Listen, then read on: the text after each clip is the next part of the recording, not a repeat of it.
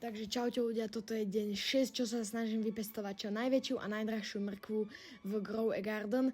A toto je vlastne aj posledné video o tejto mrkve, lebo už tam nemám dať akú mutáciu a aby som tu čakal hodinu, dve, aby sa mi tam dala nejaká mutácia.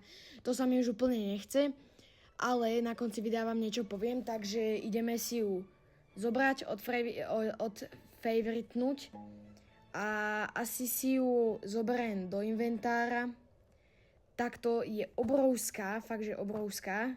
Za tých 6 dní sa nám podarilo dostať na 52 000 a normálna stojí možno 20.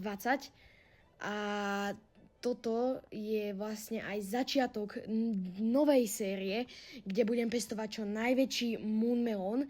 A keď sa spýtate, že skade som dostal ten moon melon, tak som to dostal z tohto summer eventu, kde sme za tých 10 minút nazbierali 25 000 bodov.